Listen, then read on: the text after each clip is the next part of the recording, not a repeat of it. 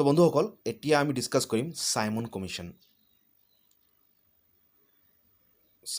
Commission. In November 1927 itself, that is 2 years before the schedule, the British government announced the appointment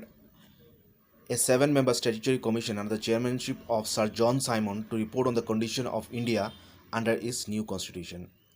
এই যে constitution reforms আনিছিলে government of India act 1919 এইবিলাকৰ যিবিলাক এই প্ৰভাৱৰ ওপৰত ষ্টাডি কৰাৰ কাৰণে ৰিপৰ্টটো দিয়াৰ কাৰণে নৱেম্বৰ 1927 মানে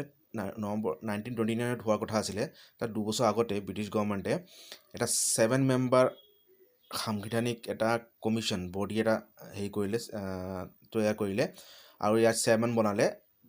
ছাৰ জন চাইমন আৰু সেই অনুপাতে ইয়াৰ নাম দিয়া হ'ল Simon Commission to report on the condition of India under its new constitution. এই Simon Commissioner কি উদ্দেশ্য আছিলে টু ৰিপৰ্ট মানে ইংৰাজ যিটো গভৰ্ণমেণ্ট আছে ব্ৰিটিছ পাৰ্লিয়ামেণ্ট আছে ইংলেণ্ডত তাতে ৰিপৰ্ট দিয়া এইটো জনোৱা যে ভাৰতত যিটো নতুন ৰিফৰ্মছ আনিছিলে তাৰ মানে ফলত ভাৰতত প্ৰভাৱটো কেনেকুৱা হৈছে all the members of the commission were British and hence all the parties boycotted the commission আৰু এই যে কমিশ্যন 7জনীয়া যিটো 7 মেম্বাৰ কমিশ্যন আছিলে তাতে গোটেইখিনি মেম্বাৰ ইংৰাজ আছিলে ব্ৰিটিছ আছিলে আৰু সেই কাৰণে ভাৰতীয় সব যিমানখিনি পাৰ্টিজ আছিলে মুছলিম লীগ কংগ্ৰেছ বা যিমান পাৰ্টি আছে সবে এই কমিশ্যনক বয়কট কৰিছিলে এই সাইমন গো বেক বুলি এটা নাৰা আছিলে এইটো মানে দিছিলে আমি গম পাওঁ the commission submitted its report in 1930 আৰু এই কমিশ্যনে 1930 চনত মানে এটা ৰিপৰ্টটো সাবমিট কৰিলে ইংৰাজ চৰকাৰক আৰু এইটো প্ৰস্তাৱ দিলে ৰেকমেণ্ড কৰিলে যে ডাইৰেক্ট যিটো ডুৱেল চিষ্টেম অফ গভৰ্ণমেণ্ট আছিলে সেইটো বন্ধ কৰিব লাগে extension of responsible government in the provinces আৰু যিটো ৰেছপন্সিবল গভৰ্ণমেণ্ট চেণ্টাৰত আছিলে সেইটো মানে প্ৰভিন্সত ৰাজ্যসকলতো আনিব লাগে establishment of A federation of British India and princely states আৰু এটা ফেডাৰেশ্যন যিটো মিলাজুলা যিটো গভৰ্ণমেণ্ট থাকে ফেডাৰেশ্যন অফ ব্ৰিটিছ ইণ্ডিয়া যিখিনি অঞ্চল ব্ৰিটিছৰ আণ্ডাৰত আছিলে আৰু যিখিনি অঞ্চল মানে প্ৰিন্সলি ষ্টেটছ এই প্ৰিন্সসকল বা ৰজাসকলৰ আণ্ডাৰত যিবিলাক প্ৰিন্সলি ষ্টেট আছিলে যেনেকুৱা হায়দৰাবাদ বা পাটাউদি তাৰপিছত আমাৰ ভোপাল যিটো মানে যিবিলাক প্ৰিন্সলি ষ্টেটছ আছিলে সেইবিলাকৰ ব্ৰিটিছ ইণ্ডিয়াৰ লগ লাগি এটা কমন এটা ফেডাৰেশ্যন সৃষ্টি কৰাৰ তৈয়াৰ কৰাৰ ৰেকমেণ্ড দিছিলে আৰু কণ্টিনিউশ্যন অফ কমিউনেল ইলেক্টৰেট আৰু যিটো কমিউনেল ইলেক্টৰেট যিটো পলিচি আছিলে সেইটো মানে বলবদ্ধ ৰখাৰ কাৰণে প্ৰস্তাৱ দিছিলে To consider the proposal of the commission, the British government convened 3 roundtable conferences of the representatives of the British government, British India and Princely States. আৰু এই কমিশ্যনৰ যিবিলাক ৰেকমেণ্ডেশ্যন দিছিলে যিবিলাক মানে প্ৰস্তাৱ দিছিলে ইয়াৰ ওপৰত আলোচনা কৰাৰ কাৰণে ব্ৰিটিছ গভৰ্ণমেণ্টে কি কৰিলে 3টা round table first second third 3 round table conferences মানে পাতিছিলে আৰু এই ৰাউণ্ড টেবল কনফাৰেন্সত কোন মানে হেৰি আছিলে মেম্বাৰ আছিলে representatives of the British government এটা দল আছিলে যিয়ে মানে ইংৰাজ চৰকাৰক ৰিপ্ৰেজেণ্ট কৰিছিলে তাৰপিছত ব্ৰিটিছ ইণ্ডিয়া এটা হ'ল মানে ব্ৰিটিছ ইণ্ডিয়াত যিবিলাক মানে ইংৰাজ ৰিপ্ৰেজেণ্টেটিভ আছিলে যিবিলাক ভাইচৰয় আছিলে যিবিলাক মানে ব্ৰিটিছ গভৰ্ণমেণ্টক ৰিপ্ৰেজেণ্ট কৰিছিলে সিহঁতে থাকিব আৰু এটা দল হ'ল ইণ্ডিয়ান প্ৰিন্সলি ষ্টেটছ যিবিলাক মানে প্ৰিন্সলি ষ্টেটছৰ যিবিলাক ৰজাসকল আছিলে সিহঁতৰ ৰিপ্ৰেজেণ্টেটিভ ইয়াতে থাকিব তিনিপক্ষীয় মানে এটা meeting on the basis of this discussions a white paper on constitution reforms was prepared and submitted for the consideration of the joint select committee of the British parliament আৰু এই ডিছকাশ্যনৰ ওপৰত ভিত্তি কৰিয়ে এটা হোৱাইট পেপাৰ এটা শ্বেত পত্ৰ বা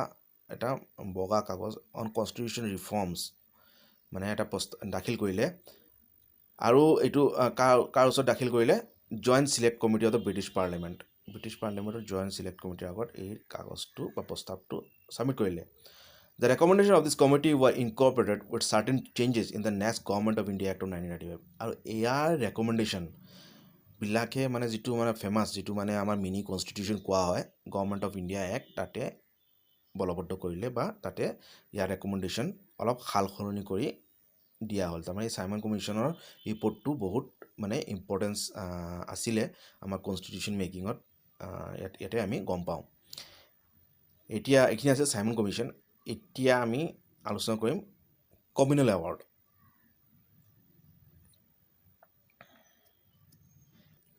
ইন অগষ্ট 1932 ৰামছে মেকডোনাল্ড কোন আছিলে তেওঁ Ramsay McDonald the British prime minister ব্ৰিটেইনৰ প্ৰাইম মিনিষ্টাৰ আছিলে ব্ৰিটিছ প্ৰাইম মিনিষ্টাৰ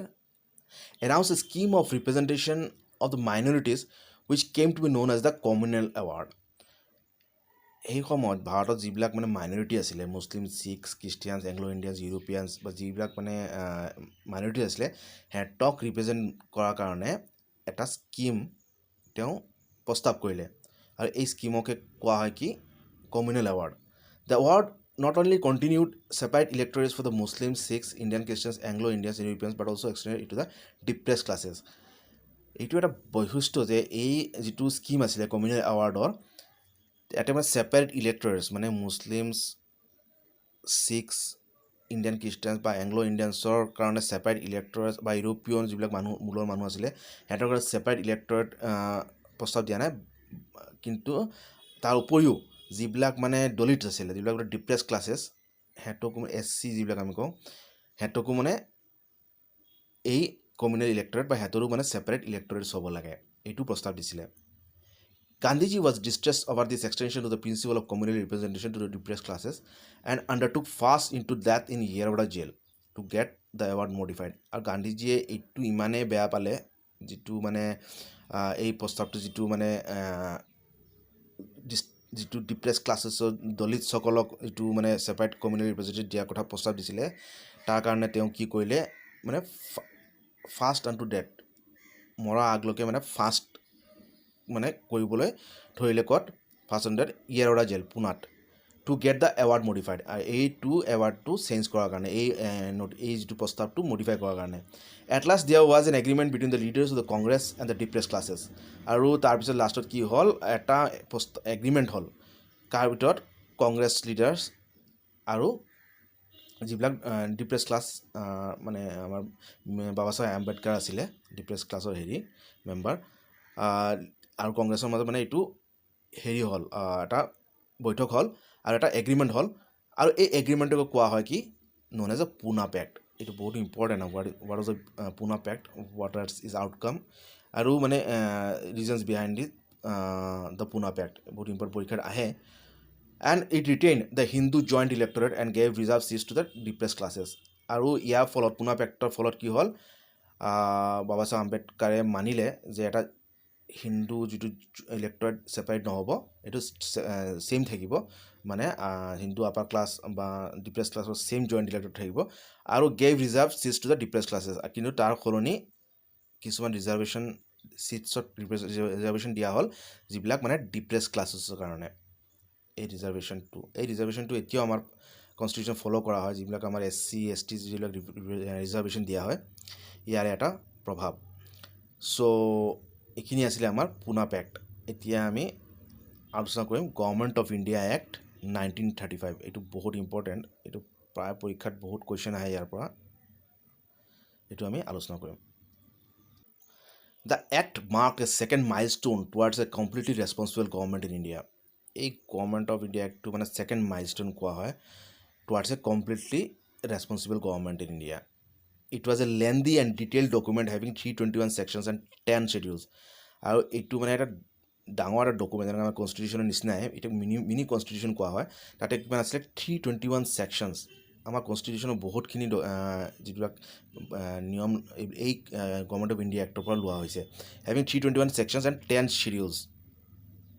ইয়াতে আছিলে আৰু এতিয়া আমি চাওঁ ইয়াতে ফিচাৰ্ছ কি আছিলে কি বৈশিষ্ট্য আছিলে এই government of India act of 1935 It provided for the establishment of an all-India federation consisting of provinces and princely states as units. The এক নম্বৰ পইণ্ট কি এইটো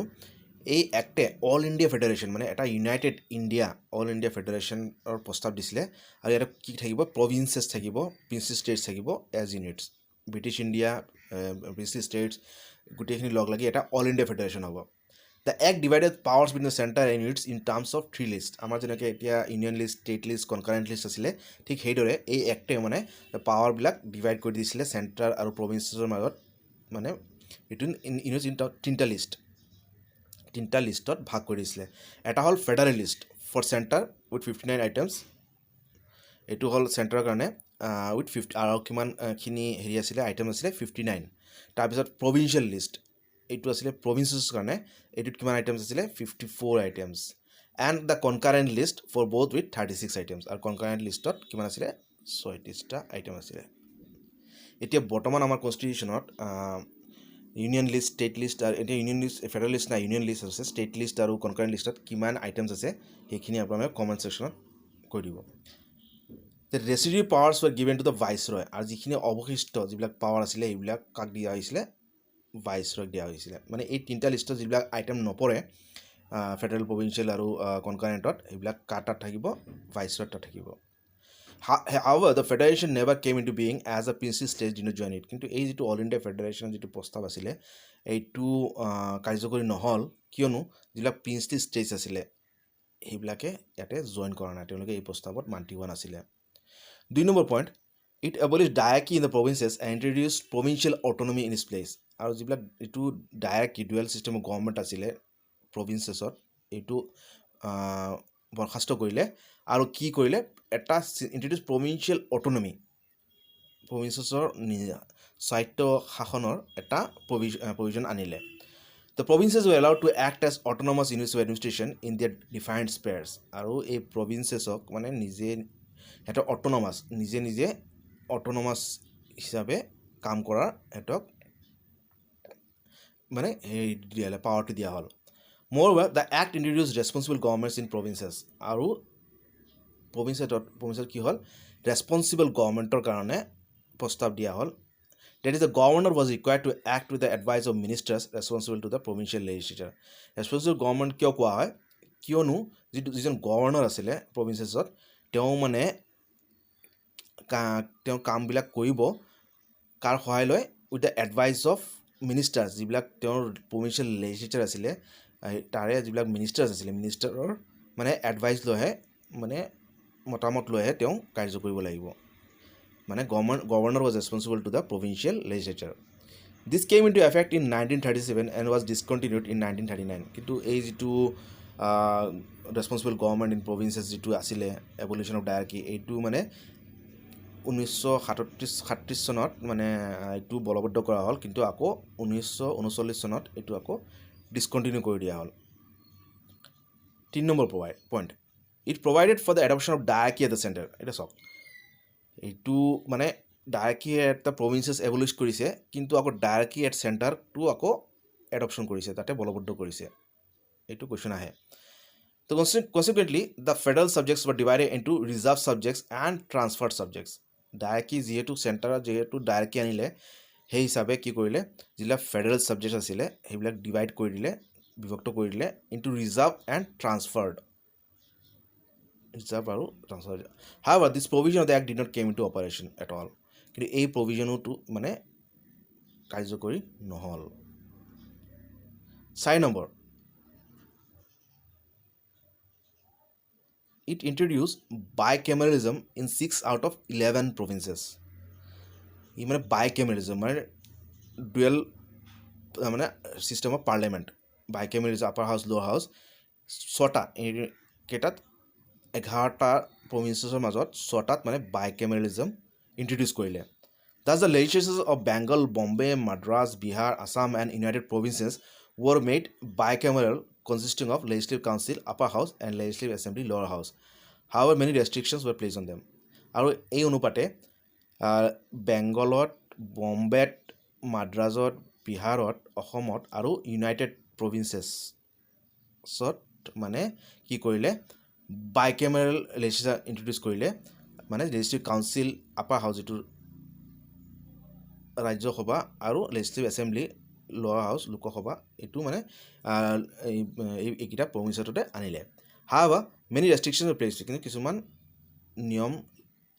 লাগু কৰি দিয়া হ'ল এইখিনিত। 5 number point, It further extended the principle of communal representation by providing separate electorates for depressed classes, scheduled castes, women, and labor workers. মানে যিটো কমিউনেল ৰিপ্ৰেজেণ্টেশ্যন আছিলে সেইটো আৰু মানে এক্সটেনশ্যন কৰিলে আৰু কাক কাক দিলে এতিয়া শ্বেডিউল কাষ্টেছত দিলে ডিপ্ৰেছ ওমেন আৰু